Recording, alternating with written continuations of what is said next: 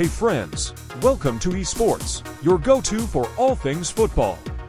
From wild transfer rumors to behind-the-scenes drama, we've got it all covered. Now let's jump into the news. Welcome back to the real side of football. Not the filtered Instagram reels, not the polished press conferences, but the raw chaos, the power plays, the politics, the passion, and the statements that leave no doubt. Today we got it all. A rising star, who's made his intentions crystal clear. Garnacho only wants Chelsea. A historic club drowning in UEFA sanctions, Barcelona, caught under fire. And a world-class goalkeeper, who's finally stood up to silence the rumors with a powerful, heartfelt statement, Marc-Andre Ter Stegen. You know the drill. I'm here to give you the full story. No shortcuts, no fluff. Let's get into it. Let's start with the transfer that's got fans from London to Manchester on edge. Alejandro Garnacho, one of Manchester United's brightest young stars. Explosive pace, fearless attitude, big game energy, and yet, he might be on his way out. According to top-tier journalist David Ornstein, Chelsea and Manchester United are officially in talks over a potential deal for the Argentine winger. But this isn't your usual summer rumor. This one has serious weight behind it. Why? Because Garnacho himself wants the move. Not just open to it, not just considering. He wants Chelsea, only Chelsea.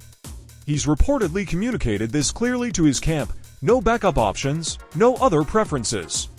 It's Stamford Bridge or nowhere. Now of course, United don't want to lose him easily. We're talking about a 20-year-old with world-class potential. According to Ben Jacobs, the club values him at over £40 million. Chelsea, they're pushing back. Having already brought in Benjamin Zeko this summer, the Blues believe that transfer may shift the dynamics. They see United under pressure, and they're hoping that pressure translates into a better deal. It's classic transfer market chess. Young talent, big clubs, heavy money, and a ticking clock. How this ends? Nobody knows, but whatever happens, it's gonna get messy before it gets official. Now let's talk about chaos off the pitch. Barcelona, at the club that's always in the headlines, and somehow always in trouble, is facing yet another wave of disciplinary action from UEFA. This time, it's a triple hit. First, the coaching staff.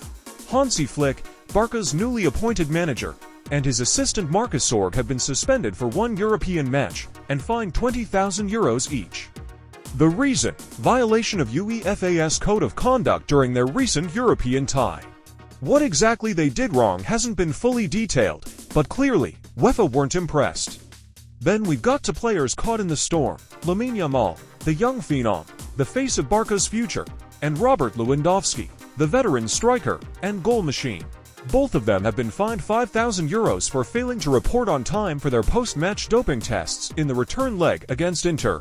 UEFA doesn't mess around with anti-doping protocols.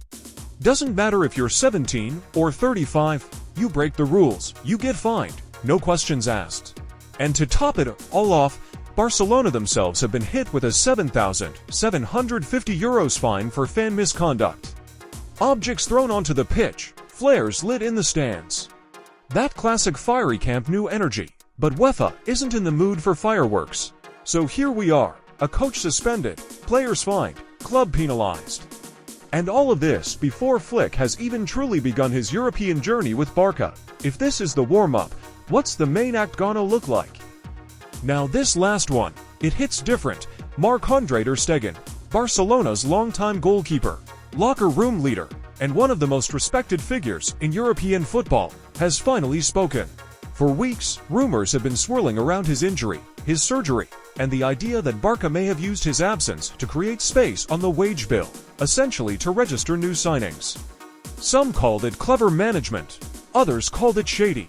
And finally, Ter Stegen has responded, directly, clearly, honestly.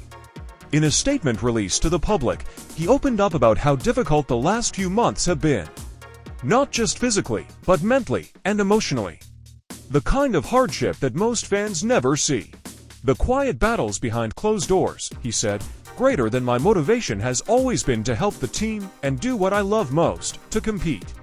He explained that his decision to undergo surgery came after full consultation with medical experts and was completely supported by the club. And then, here's the important part, he addressed the controversy. "Let me make this clear. All contract renewals and player registrations were completed before my surgery.